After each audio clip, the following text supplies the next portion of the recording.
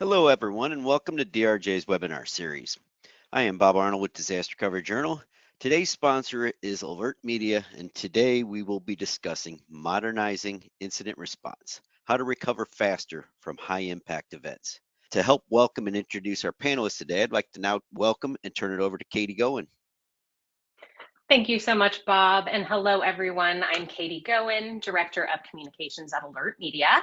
I'll be your moderator for today's session, and today we're here to discuss modernizing incident response.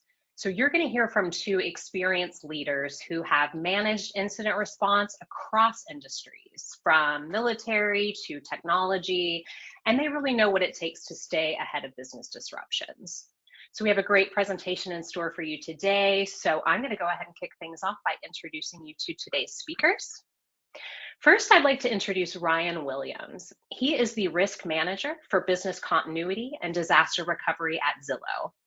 Prior to this, Ryan held roles in crisis response, security, and operations management at Robinhood, Raytheon Missile Systems, and at DynCorp International in Afghanistan. He is a certified protection professional with a master's in Homeland Security, and he is a proud U.S. Air Force veteran. Hi, Ryan. Thanks for being here today. Yeah, Katie, thanks for having me. Really excited to be here. Wonderful. Well, thanks for taking the time. And next, I'd like to introduce Jeffrey Dean. He's the Vice President of Global Security and Intelligence Operations at AlertMedia.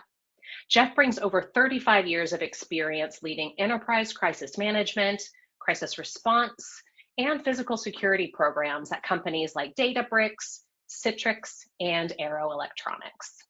He's also a former U.S. Marine Corps Counterintelligence Officer, and he's developed global security solutions for both the government and Fortune 500 companies. Glad to have you here, Jeff. Blessed to be here, Katie. Thank you very much. Excellent. Well, thank you again, both of you, for taking the time to join us. And I just want to do a quick overview of our agenda for today. We're going to start by talking about the growing demand for modernized incident response and also why some of the more traditional approaches are falling short. We're going to hear from Zillow and how their team tackles challenges like this in real time.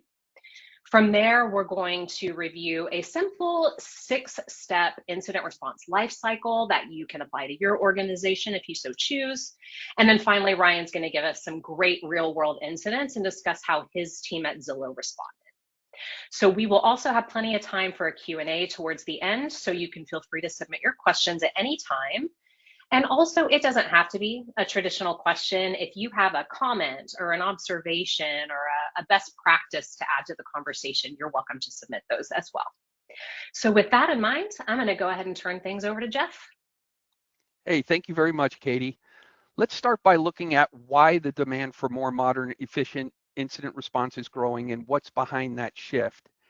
As I'm sure you are all experiencing, organizations are facing a wider range of risks. These challenges aren't just happening more often, they're also increasingly connected. One issue can quickly trigger others, making the overall impact even greater and harder to control. That's why incident response teams need to be ready for threats that can hit multiple areas at once and fast. For an example, a cyber attack might shut down operations, or a natural disaster could make existing economic challenges even worse. In moments like these, responding quickly and effectively is absolutely critical. To stay ahead of this, organizations need to think proactively. It's not just about reacting anymore, it's about anticipating these complex, fast-moving risks before they escalate. And high-impact events are becoming more costly.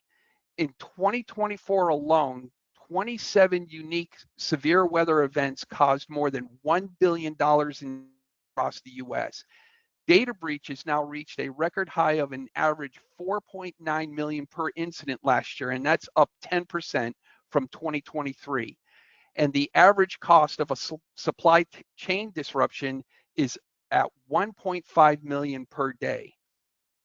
So a lot of organizations are dealing with a few challenges that make responding to threats harder. For one, disconnected platforms and siloed data can make it tough to get a clear picture of what's really going on, which slows down the whole process of assessing a situation. Then there's the issue of manual processes and outdated tools, which just drag out the time it takes to identify and respond to threats. Another big problem is poor communication. When teams aren't aligned or information isn't flowing smoothly, it's hard to stay connected and accountable. And finally, without a clear post-incident process in place, vulnerabilities can get left unchecked, leaving the door open for risks to reemerge. So it's clear that the pace and complexity of today's risks demand a different approach. Now, with that context in mind, I'm going to hand it back over to you, Katie. Yeah, thanks, Jeff. I think this is a great time to launch our first poll for today, because I would love to hear from all of you and have you add to the conversation as well. So the first question that we're asking today is, which of these challenges has been the most difficult for you when responding to incidents? Maybe it's that sort of disconnected platforms and siloed data challenge that Jeff mentioned. Those manual processes and outdated tools can be a problem. Maybe it's that poor communication, unclear coordination, that's a big one, or that lack of post-incident structure and follow-up. So I'm going to give that just a couple more seconds here. And then what we're going to do is we'll go ahead and share those results so we can all kind of take a look at them together. So lock your answers in and we'll look at those results now. Okay, can everyone see that? All right, it looks like most folks chose poor communication and unclear coordination. Secondly is the manual processes and outdated tools. But what I find interesting here is that all of our answers are represented. So clearly, you know, there are folks on this call struggling with at least one, if not several, components of incident response. So Jeff, is that a surprise to you or kind of what you expected to see?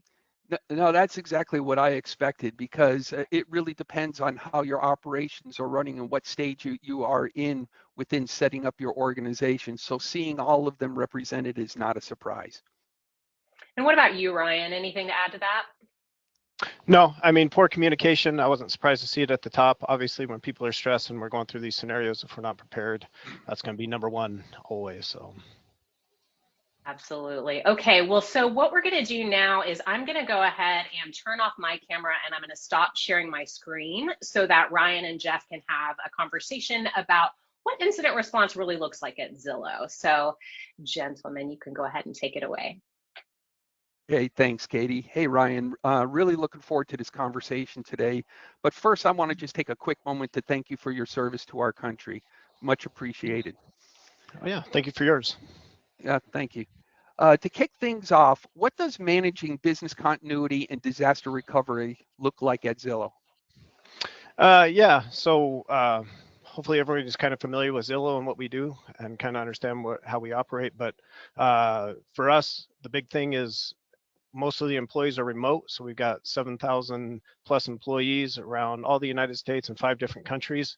So all of those are remote. So for business continuity and crisis management, it's kind of managing all of that stuff all at once. We're a lean team, just like I'm sure most teams are. So it's me plus one, and just trying to handle enterprise-wide all the situations and incidents that come in. Wow, that's a challenge. So when an incident occurs, how do you ensure the right people take the right actions quickly and with accountability? Yeah, so that's always the struggle, is when something hits, you know, who's doing what on what processes. The big thing for us, especially being so lean and covering such a broad spectrum, we just need to make sure these roles and responsibilities are identified ahead of time. And there's a lot of ways to do that, you know, through plans, run books, exercise tabletops, whatever you want to call it. But I think the big thing for us, especially here at Zillow, being so separated, is we have to take that time to have a lot of meetings, you know, a lot through Zoom or meeting space, whatever it might be, video call. But we need to have those meetings with the key stakeholders ahead of time, talk through kind of informally what's going on in the background, kind of get the big picture before we get into an incident. When an incident hits, we just don't have time to track down the right people. So we need to make sure we're doing that ahead of time. So that's the big thing for us, is just kind of those informal meetings with all the stakeholders on a regular cadence to make sure that we're all on the same page. Well, you have mentioned a couple of times that you lead a lean team at Zillow, and I'm sure many on the call are in the same situation. but your incident response responsibilities span the entire organization. What strategies help you manage that scale while maintaining a strong response posture? Yeah, I think first and foremost, don't panic, cry in the shower later like a man. But the big thing for us is automate where we can, right? We're leveraging a lot of AI tools. We're leveraging a lot of platforms, as many as we can. With a lot of automation, that helps kind of be a force multiplier for us. We're able to get ahead of things rather quickly. And then again, just being honest, having those honest conversations with leadership, being like, these are our limitations. This is what we can and cannot provide for you with our current tool sets. I think a lot of times, especially in this industry, we like to always say yes and promise the moon. And yep, we can do that. And it's just we're a driven group of people. But at the end of the day, we need to be honest with ourselves and with leadership of what our capabilities are and what they can expect during a crisis event. So. Well, that's great. So how do real world events like weather disruptions or technology outages help shape how you improve your program over time? Yeah, with each event, especially the major ones that cover the whole enterprise, we need to make sure we're doing hot washes, after action reports. That's a big thing for us. What was broken, what didn't work right, try to fix those pieces, always improving the foxhole, as they say. That's huge for us because, again, the company itself is growing and moving and expanding at a fast pace. So if we're not keeping up on it, we could miss a lot of things during our responses that might cost us down the road. So just doing those hot washes after is key for us. Now, earlier on, we mentioned some common pain points: disconnected platforms, outdated tools, poor communication, and lack of post-incident structure. Have you experienced these challenges yourself? Oh yeah, across the board, all of them. So I don't think anybody who's really in this particular role or in these types of roles don't experience those to some degree or another. And each incident might be a little bit different when it comes in. We weren't prepared for a certain event that came in. Now we got to improve that, or we didn't talk to this person ahead of time, so there was a hold up there. So with these live events that come in, we try to set the baseline and try to get it set as best we can, but we're never going to be 100%. But yeah, so I mean, we've experienced all of these, but it's just about pressing through and overcoming, as we go. We can't get bogged down in the details when we're responding. But well, thanks, Ryan. That's a great perspective on how you and your team handle these challenges. And I think it really highlights something important, that incidents may look different, but the way we respond doesn't have to. Where now many organizations are following more of a structured, repeatable process that brings clarity at every stage. At AlertMedia, we call that process incident response lifecycle. It's a 6-step framework that helps teams consistently prepare for, detect, respond to, and recover from incidents. So I'd like to take a few moments to walk through that lifecycle. The first step, this is about getting your team ready before anything happens. You're setting up clear plans, defining everyone's roles, and making sure communication protocols are in place. The goal is to ensure your team knows exactly what to do when an incident occurs so they can respond fast and efficiently, minimizing the impact and getting things back to normal as quickly as possible. Now, once an incident happens, the first thing you need to do is identify it. This next step is about figuring out what's going on. How serious is it? What is the potential risks and impacts are? The faster you can assess the situation, the better you can decide on the right actions to take to limit any further damage. This is then when you jump to the next step. And this is, you jump into action to protect everything that matters: people, property, operations.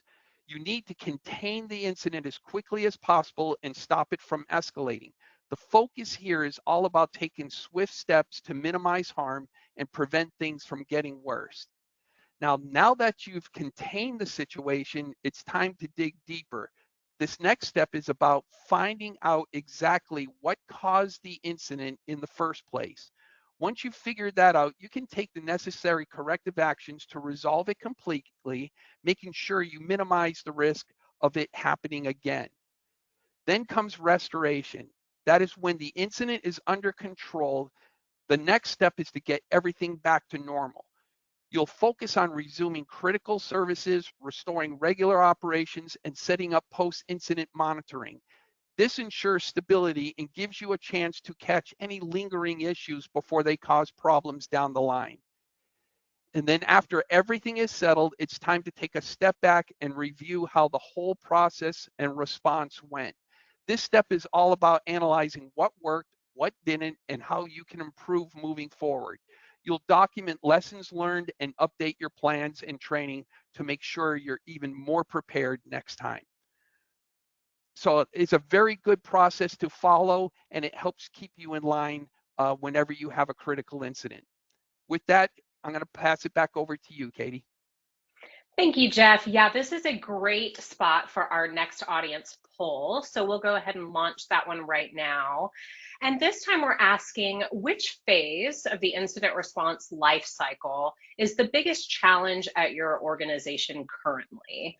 It could be that preparation step, the detection, the investigation. Maybe it's that response and then the recovery part of it, or that after action review. So I'm going to give this just a few more seconds here. And then just like last time, we're going to go ahead and lock those answers in. And then I'm going to share the results so that we can all have a look. All right. I see a couple people still answering. Okay. All right. Let's go ahead and share those results now. Wow. All right, preparation is our big winner here. But once again, we do have all of the answers represented. So I'm going to go to you first this time, Ryan. Were you expecting to see preparation, or did you have something else in mind here that would have been more surprising to you? I mean, honestly, I was kind of expecting the recovery and kind of the hot washes and stuff to be higher up there. The preparation, I'm curious what people were thinking about preparation. You know, is it their teams or kind of other people in the business maybe aren't participating in how they need to? So I found that response interesting. So. Yeah, and I think, you know, I am privy to the information that's coming here in just a moment. So I think some folks are going to get some great advice on that preparation stage. Jeff, what about you? Anything to add there? You know, I wasn't as surprised about the preparation because, you know, many teams are operating very lean, and and unless you get other teams within your organization to collaborate with you for the preparation of these types of events, it's very difficult to be prepared for all the different types of challenges and the different types of events that could occur. So I not too surprised with that one. Mm-hmm. And I want to point out to both of you a question that we got a moment ago. Someone was asking if we refer to incidents as simply cyber and IT outages. And no, for the purposes of this webinar, we're using the word incidents to talk about any kind of critical event that could impact your people or your business. So I just wanted to kind of clear that up for everyone before we move on. So with that, I'm going to hand things back over to Jeff and Ryan, who are going to walk us through some real world examples of modern incident response in action. So Jeff, want to kick it off? Yes, thanks, Katie. Now, Ryan, we talked a lot about challenges and strategy. Now let's try to bring it to a life a little bit and see what you do at Zillow. Can you, or let me ask it this way, what real world examples can you share that show how your team responds when things get critical? Yeah. So one, I think that's still pretty fresh in people's minds, although it kind of seems like a long time ago. Back in January, the Los Angeles fires kicked off. For those of you that maybe don't remember, January, I think it's like 7th or 8th or something like that, a bunch of fires started kicking off, the Palisades, the Eaton, the Hughes fires, and they just kept going and sparking, and there was a lot of kind of confusion around what was actually going on the ground. We got our initial reports and we're able to pull where our employees were. Again, we're remote, and Los Angeles is a big area for us, a lot of employees in that impacted area. So we pulled up our maps and our employees. We had about, I think at the end of the day, there was about 50 that were in evacuation zones or in, you know, those pre-evacuation zones where they should probably look at starting to move out. And we had about 180 in the greater Los Angeles area that were kind of out of the impacted well, I mean, they were all impacted there, but kind of out of the danger zones as far as fires were going concerned. So when those first started coming in, again, a lot of confusion. How big is this? How much is it going to spread? I think for anybody in the industry, that's what kind of catches us flat-footed. Sometimes we'll see something like a wildfire or a shooting event or something like that, and we're like, well, how big is this going to get? You know, is it an actual wildfire? Is it a brush fire? And as that information is initially coming in, we're trying to decide how to respond to certain events, which can be challenging. You don't want to over message, you don't want to overburn your teams in responding to everything that could happen, but also you don't want to under respond to events, and then you're kind of left short, caught short when you're trying to report up to the chain of what's going on and what actions you've taken. Anyway, Los Angeles, as everybody knows, was kind of a real hot spot. So again, we pulled all of our employees, and our initial step is we just blasted out to all employees in that affected area that, hey, we're aware of this, start looking for more messages. Another big challenge for us that we have is getting people to respond to our messages. And during the crisis events, it's understandable, especially fires, right? They're worried about their families, getting things, loading up the cars, things of that nature. So getting a response back is sometimes challenging. So we wanted to get responses going right away. So we sent out a polling question to everybody, are you evacuating? Are you planning to evacuate? Have you already evacuated? Are you not, are choosing the shelter in place? Just everybody's status. And so that was our first step, is we wanted to see where everybody was at initially. And then as things grew, we were able to build on that list as people were more and more affected, because those fires just kept growing. And as more and more people were affected, we could add those. And it was easier than at chunks, when 20 or 30 people are added, we already had our main list. But then we could also go back and refer to our list like, hey, these people were sheltered in place. Are they still sheltered in place? So we were able to keep pretty good tabs on where our employees were at and what actions they were taking. And then as we were simultaneously doing this, we wanted to make sure managers knew and HR knew. When we get into these larger numbers of responses as a lean team, I can't be messaging, 180 employees individually, as they have questions or concerns or issues that come up that are more in the realm of, this is what the company can do for you as far as HR benefits and things like that. So we immediately want to engage all the HR reps and the managers so that they know something's going on. I'm not saying managers, wouldn't know things are going on. LA fires is a pretty big event. A lot of the managers already knew, but sometimes there's those smaller events, like when there's flooding in, West Virginia or something like that, a manager may not be tracking that, and they got one employee over there. So again, our process is the same. So we want to make sure we loop in the managers and the HR reps, so those employees are all taken care of. So again, as the fires developed and kind of our response, we were able to start doing our sit reps up the chain. And at Zillow, we've been able to build out a bigger response team more than just us. So our crisis management team, we're the trigger point for some other things that kick off our comms teams, some of our advertisement teams. So we always like to try to suppress ads in areas that are affected by natural disasters. It's just the right thing to do, right? People don't want to be reading about houses for sale when a major event's going on. So we try to be sensitive to that.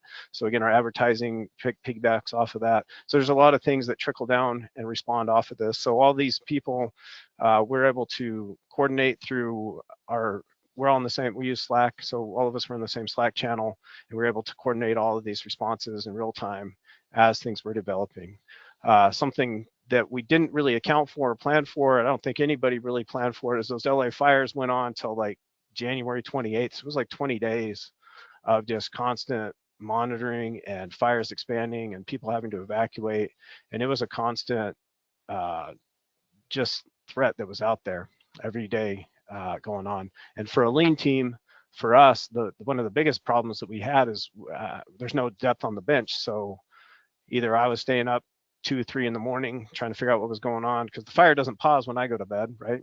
So we tried to do shifts. My counterpart, she's out on the West Coast, so she was able to pick up a lot of the slack, and we try to cover each other. But it really kind of exposed that, hey, we kind of have a gap as far as depth on the bench and being able to respond to these type of events. So, and then, eventually the wildfires were under control, a lot of damage in there. A lot of people were going through a lot of issues. So we were able to facilitate comms from again, from our HR, from our people team and stuff like that, reaching out to employees, making sure that they were getting all the support that they needed to cope with these kind of events, and making sure their families were good.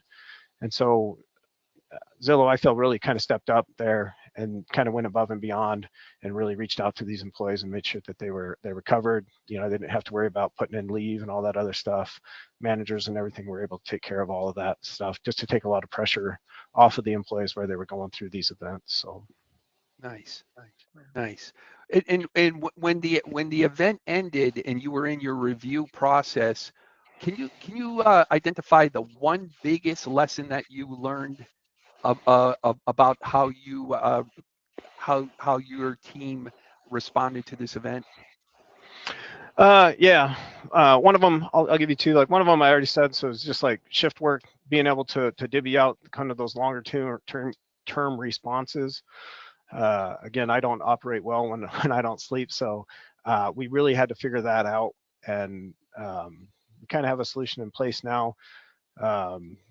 Kind of when we hot washed that, and we're trying to now leverage our third-party GSOCs to do a lot of the after-hours stuff for us. So we're trying to figure out that sweet spot of how we can respond to all this stuff and still give us some depth on the bitch. The other one was some of our comm pieces we did not have in place for like a lot of internal comms. In working with some of the people that were suppressing ads, we found out there was a lot more ad suppression that needed to be done and stuff, and that was kind of out of my wheelhouse, but we were able to kind of rope that all in and kind of identify that bigger picture and hopefully be able to respond well, and we do respond now better to those kinds of events. So Ryan, before we move on, can you explain what a hot wash is to folks who may be unfamiliar?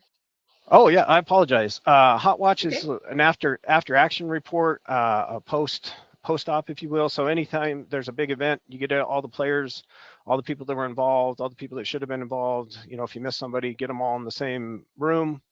Hopefully you have a summary page or something like that up, and you just, kind of like we did. Here's what happened. Here's what's our responses. Here's what we did good. Here's what we did bad. And then of the bad things, what should we have done and what action plans were taken out of that, and then assign those out to the appropriate people. And then if you're really good, you follow up on those and make sure they get all those loops are closed before the next response, so that you're just in a better spot. So I apologize there for the lingo. Oh, not at all. That's a military term, right? I guess so. Just making sure we can use it interchangeably after Sure. report. Yeah, definitely a military term. So I'm glad to see you hung on to some of that. That was a great example. Do you have another example that you can provide? Yeah, like another real world type example. Yeah, absolutely. So just to kind of show you guys that obviously I got a lot of work to do still on my program. So the Super Bowl parade, Kansas City had won the Super Bowl. They were having the big celebration parade, and there was an active shooter event there. Now, normally our teams kind of wouldn't really respond to those types of things. That's kind of where we were flat-footed. How are we going to be able to respond to this? And the only reason that there was a heightened concern for this particular event for us is we had word that we had a lot of employees, over 100 employees from the area had chose to attend this parade, and they had told managers and stuff. So all that information filtered back to us, and when it got to our level, it was identified as a concern that we needed to try to figure out what was going on.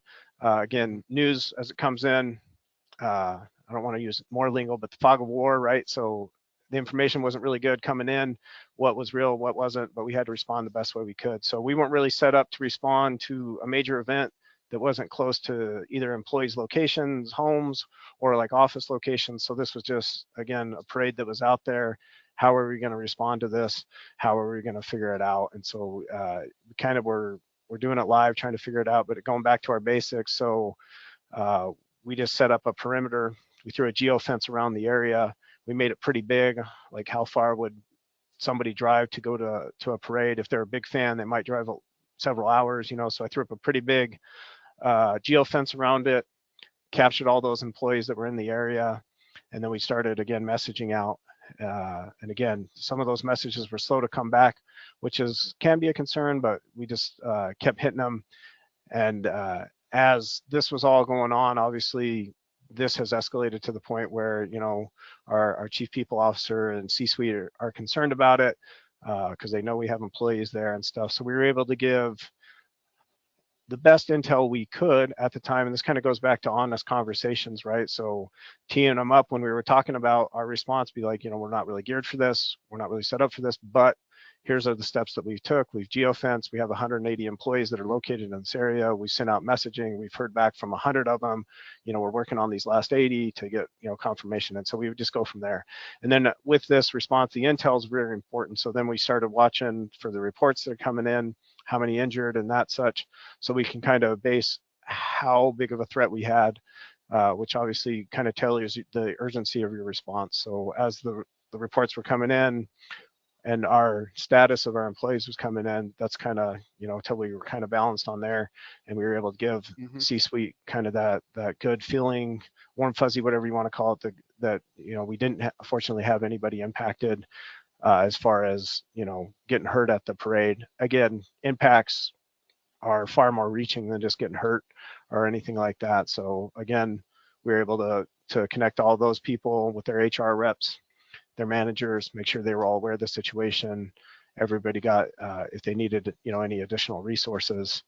I think that's a big piece with, especially in these seats, that we forget is once we respond and we get through the major incident, we can take that breath. We think, oh, well, that's it. It's over. Let's move on to the next. But there's a whole, there's people's lives and things that can be impacted, and that recovery process can be a long time depending on the situation. So when we build out our plans, I like to build out as far as we think, hey, 6 months out, a year, some of these recovery process, especially around something like a shooting event, there's memorials, there's all these other things that can impact, and it's not necessarily in our wheelhouse, but it's something that we should plan for, and we should try to get those other organizations aware of, again, so we're not caught short as we're responding to things. The last thing, especially during major events, that you want to have is a botched response. It adds to the confusion, it adds to the pain. And so we just try to get our plans as best we can, or at least get those people thinking about those things, that, hey, these are the second, third order effects of an event like this. And those are things we can bring up in like tabletops. So our tabletop this year is actually a recreation of the LA wildfires. So we went down and did all these after action reports, all these hot washes, and we're able to put those into the plans. So then now we'll test it again when we do our tabletop. Our big tabletop at the end of the year is built around that. So anyway, that was a lot of me rambling about going back to fires and Super Bowls and pontificating on life. But yeah, great information. Now, I know one of the quickest ways to get communication out to employees is if they've downloaded the mass communication tool or app on their mobile device. But I think many of us in security know that's one of the biggest challenges we face, is getting employees to actually do that. How have you addressed this issue in ensuring that employees do have that tool installed and are actively using it? Yeah, as I think everybody on this webinar is painfully aware of, people don't want to add additional things to their phone. They don't want Big Brother tracking them. They don't want to use their own data. They don't want, mixed company with, work stuff with personal, whatever the case it is. Very hard to get them to download these apps for the mass communication. And so some of the things that we've done, a lot of education, right? So we do a lot of lunch and learns. We'd like to go to team meetings, and we'll give them a demo. We kind of take some of the mystique out of it. Here's what I see on my end. I'm not watching you. I'm not tracking where you're going. I don't have time for that. The system doesn't work that way. It doesn't operate that way. Then I try to show them the capabilities and what it can do for them. Like, you get these alerts. It's for your own safety and protection. If you're going traveling, please download it. That's another one. So we have, things to do when you're going on business travel. And so we have, hey, if you want, download this. We can't mandate it. We can't force it because it's their own personal phones, obviously. But again, education. So We have it also in the new hire training. So when people first show up, like, here's the system we use, here's the benefits of it. So we just do a lot of communicating on it. Anytime anybody comes to me when they're concerned, when we had recently, hey, we got a thing going on in Chicago.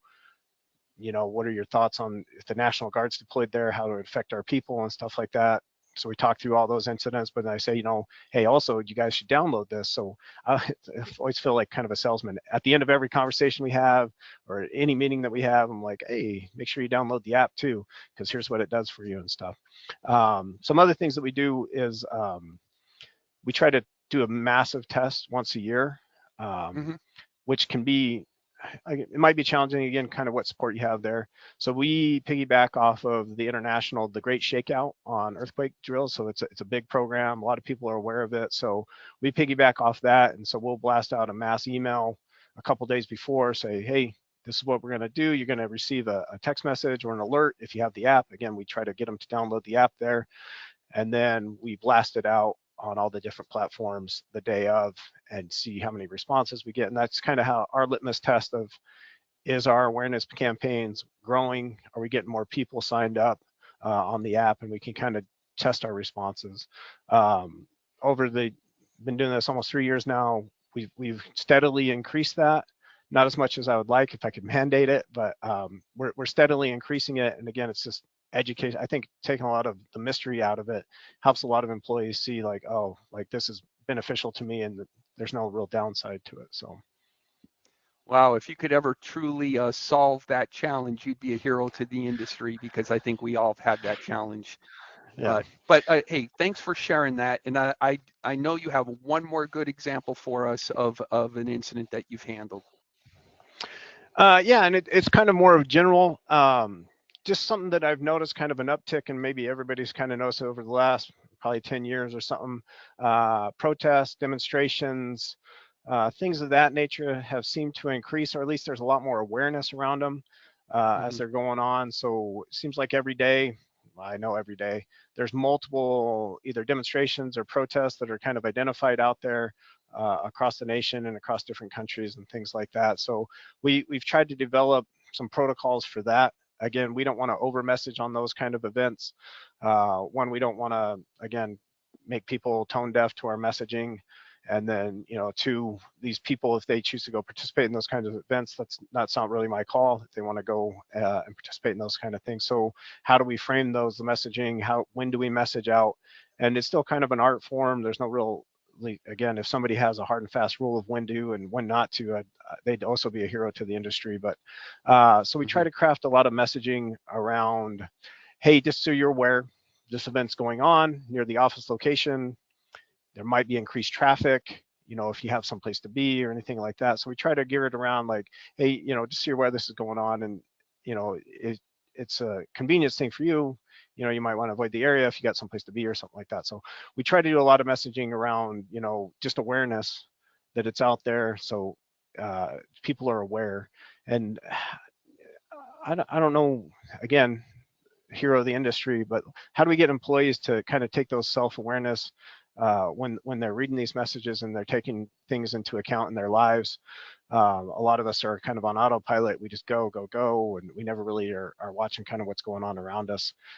So again, like the app's a great thing for that. Try to tell them like, hey, it'll alert you when something's going on near you or anything like that. And how do we get them to kind of start taking that personal, not accountability, but personal security steps, that they're really kind of aware of what's going on around them. Again, without terrifying them, without telling them all the bad in the world and stuff like that. That's kind of our job to filter through a lot of that stuff and get those ulcers and lose sleep at night on some of those bigger issues. But like just trying to, again, educate the employees, getting them up to speed on like, hey, these are things that are happening around you in your life. And so these protests and demonstrations are a good way for us to, if we need to, we can send out a message, again, kind of when and kind of how big of a footprint we put on those.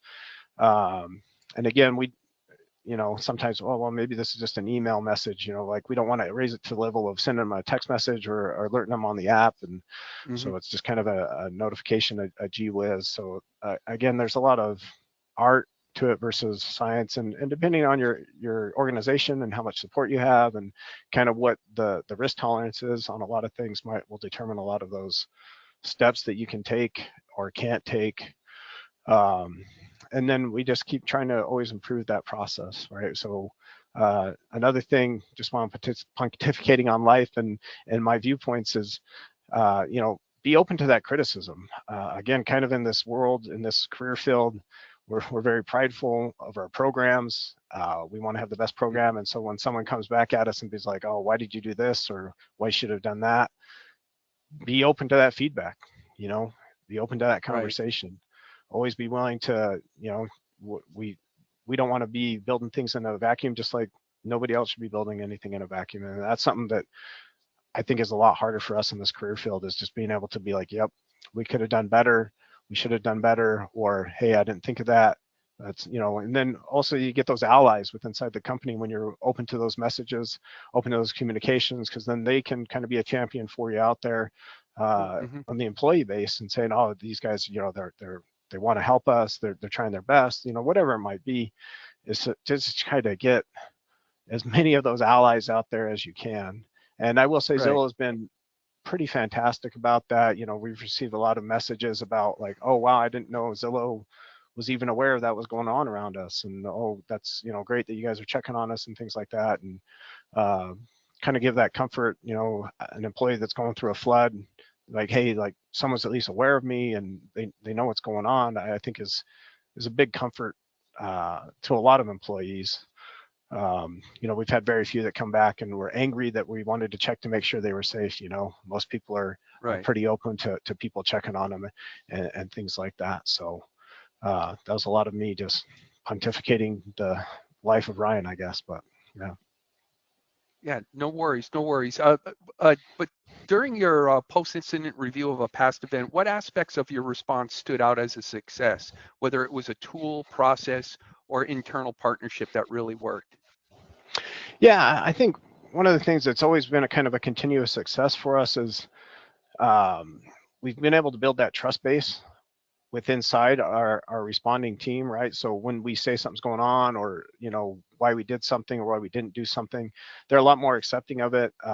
There's a collaborative environment in our response channel. Hey, anybody can drop anything in there, and we can discuss it and go through it. So it's taken quite a long time, but just building those relationships with our counterparts throughout the company has been our key to success. Is just it's a lot easier when HR is on your side and comms is on your side and legal's on your side, and they know you and they know what's kind of the main goal is. So I say if you ever have an issue during an incident, link back up with that team afterwards and buy them some donuts or something and have those conversations. But yeah, that's awesome, Ryan, and thank you very much for sharing those examples. And I'm sure everyone appreciates you sharing them with us. Now, just as a quick summary of what we discussed today, strong incident response plans bring clarity when when things are uncertain, and helps teams act quickly, confidently, and in sync. And even when you have to think on your feet or deviate from the plan, you still got that framework to fall back on to keep everyone aligned and moving in the right direction. Now, you even heard Ryan say this, that tools and technologies are game changers when it comes to modernizing incident response. Whether you're a small, lean team or running a fully staffed GSOC, the right tech helps streamline your response, improve coordination, and ensure you never miss a critical detail. And quick communications and an integrated platform allow for seamless collaboration across teams, enabling faster, smarter decisions when every second counts. So with that summary done, back over to you, Katie. Thanks, Jeff. Did somebody mention integrated platform?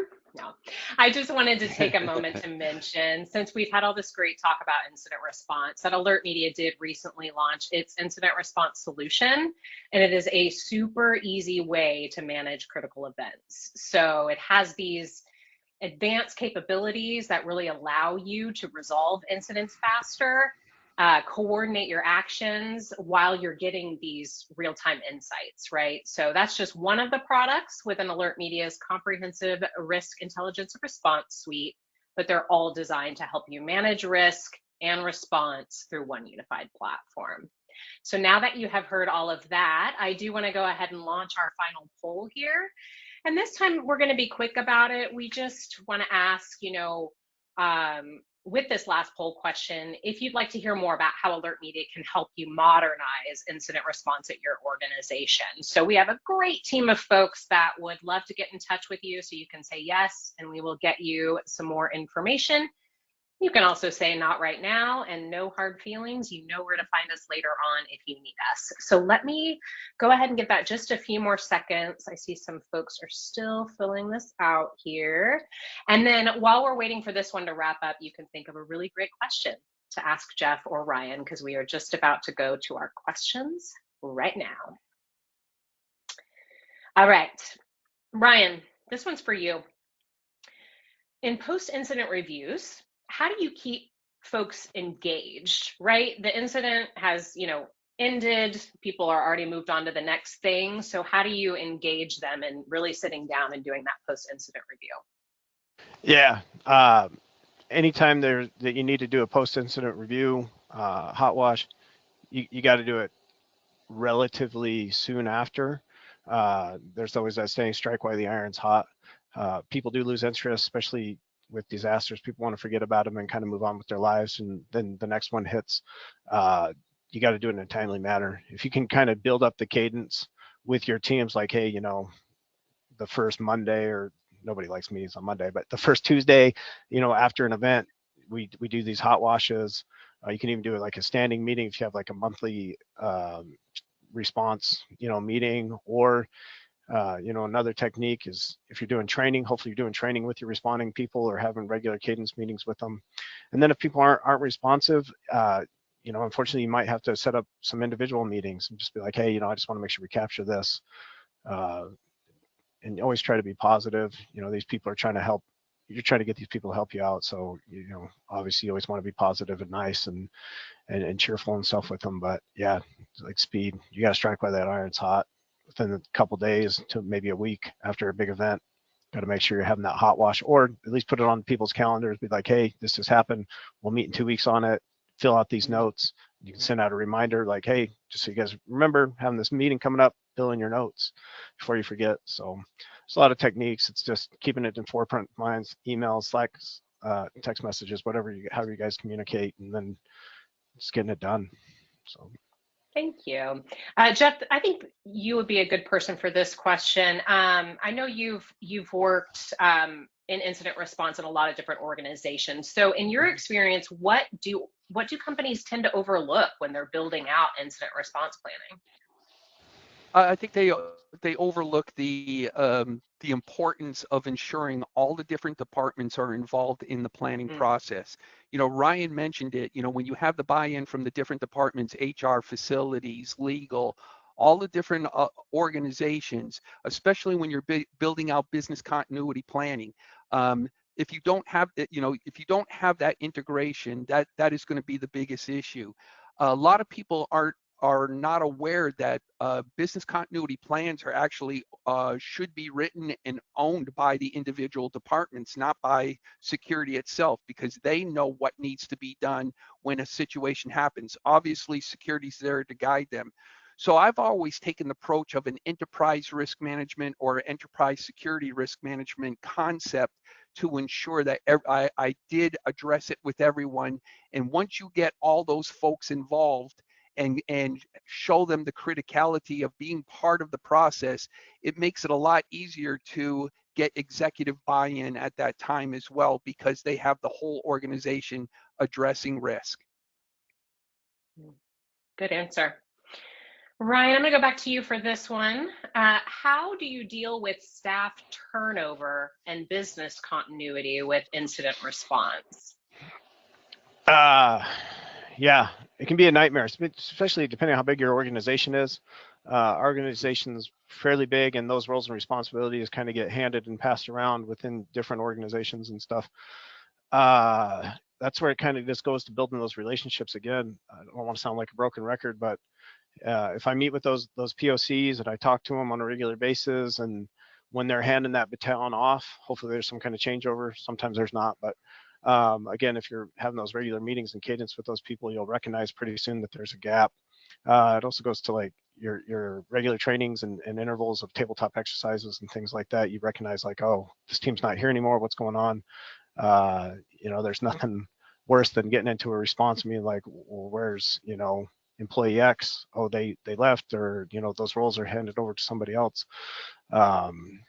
Yeah. So unfortunately, unless you have like an automated system that tells you when things drop off and it reports, which I think you guys have something like that now too, not to put a plug, but it's just a lot of keeping up on track with your POCs, sending out a monthly POC training, just little note. Then you get the emails back like, hey, these people aren't here anymore type of thing. So build those relationships and just regular maintenance.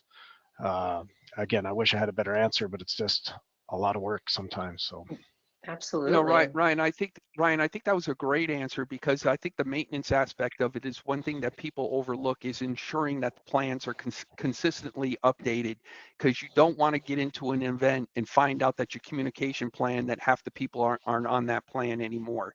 So the maintenance of your plans is probably one of the most important things, and it can be very time consuming, but I'd rather spend the time ahead of time and be prepared than to find out during an event that it hasn't been updated. yeah, absolutely. That's great. All right, Jeff, why don't I stick with you for this one? Ryan, feel free to chime in as well. Jeff, how do you keep employees in a constant state of readiness and get them to understand that it's not if an event will occur, but when? Any strategies for that? And I think most on the call here can relate to this, and it's really about building the right culture, and having employees understand that everyone has a responsibility of duty of care for each other, but also the duty of care for the operations of the company. And Ryan really said something earlier on that really resonates with me, is a great way to build that culture is when you reach out to employees during an event and determine, are you okay? Do you need assistance?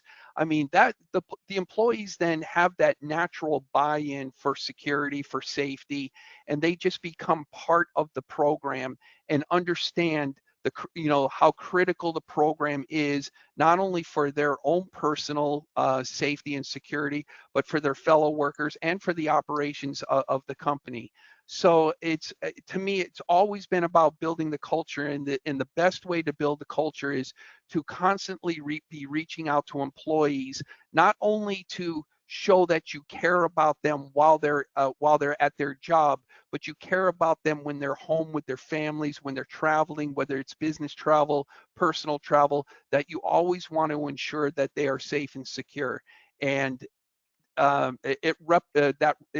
that will replicate through the organization as people start talking about, this company really cares for me. That is probably the best compliment that a security organization can have, is having employees say, this company really cares about my safety and security. Love that. Ryan, coming back to you on this one. How do you ensure structured and effective collaboration with public officials, police, first responders on the ground, things like that during incidents? Yeah. So that can be difficult, and depending on kind of how you're set up. So if you're worried about like an office location, hopefully that's what we're talking about. It's very difficult for me with remote across the whole nation. I do some other things with like big things like InfraGard. If you guys aren't a member of InfraGard, I'll put a plug in for them. Just keeping those tabs with the FBI and stuff like that. But if you have like an office location or several office locations, work with the local law enforcement. Like there's usually a community liaison officer, and those individuals are the best I've found through my experience, because they're usually looking for things to do with the community. And so if you hit up them and be like, hey, I'm running this program, swing by the office. The most success I had, hit up the sheriff's office, the SOs, and said, hey, I'd love for you guys to come do a threat assessment with my office. Now, again, you got to kind of be careful, get clearance from legal and everybody else before you just start bringing deputies and stuff running through your offices. But if you hit up those local authorities and be like, hey, you know, fire marshal, I'd really love for you to come tour my space, you know, just anything like that. And then you just build those relationships. I'm still friends with most of the sheriff's department or police department guys, you know, say Merry Christmas and stuff to them, things like that. But just to always invite them back, be like, hey, I'd love, you know, if you guys are writing up your paperwork, you need a safe place to do it, swing by our parking lot, you know, do all that stuff there. If you guys want, you know, usually these businesses usually have snacks and stuff like that. So I'd always invite them in, like, when you guys are here, come in and get a snack, come in and get some coffee, you know, whatever it might be. And then they'll start just doing so much for you guys. I've had them write up reports like, hey, I'm trying to get these bollards put in. Can you write me up something official? And so they like, absolutely, you know, so then they'll write up an official threat assessment, be like, you know, bollards would kind of, they'll help you kind of craft those messages. And hopefully, I don't want to say people listen to the sheriff's department or the police department more, but I found when I turn in an SO report, a threat assessment, be like, here's what I want to do, it gets a lot more attention. And again, going back to duty of care and kind of identifying those things, make sure you get legal buy off and like everybody's buy off before you bring them in, because there's some other ramifications to getting those assessments done and things like that. But I mean, I found it's a great way to start building those relationships. They love coming and doing it, and they love to kind of peek behind the corporate curtain and kind of see what's there. And a lot of those individuals are looking for careers afterwards and stuff, so they'll pick your brain about that, and you just build those friendships. At least that's what I do for my Excellent. Success in that area. So. Thanks, Ryan. Okay, we have time for one more question. So I'm going to go to both of you. Jeff, I'll start with you. Just give me your best quick answer if you can. The question is, if you were to stand up an incident response and major incident management process, which resources would you focus on developing first? Identifying the tools that I would need to ensure that I could accomplish what I was looking to do. Amazing. Ryan? Yeah, similar. I would say comms. What are my comms? How am I talking to people internally? How am I talking to people externally? If I can talk to people, I can probably figure everything out. But yeah, how am I communicating? But. Amazing. Well, I just want you guys to know that we got so many questions. There's no way we could get to them all. So really, everyone on the call, thank you so much for your engagement. This has been incredible.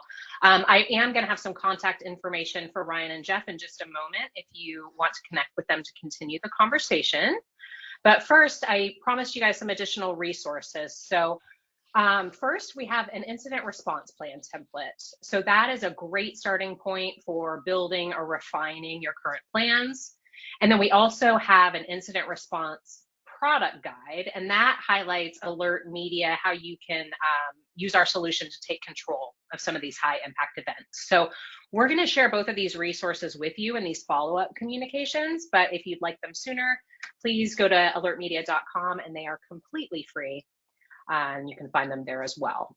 So I just want to thank Ryan and Jeff for joining us today. Ryan, we really appreciate you taking the time. Yeah, it's always a pleasure. Thank you. We all learned a lot today. And then Jeff, thank you for being here as well and adding to the conversation. Hey, no problem. Enjoyed it very much. And thank you, Ryan. Great conversation. Well, you see their email addresses here on the screen, so feel free to reach out there, or you can find them on LinkedIn under their full names. And that wraps it up for AlertMedia today. So we really appreciate all of you joining the call. We'd love to see you at a future AlertMedia webinar at a future date. And really, we also want to thank DRJ for being just an incredible partner, as always.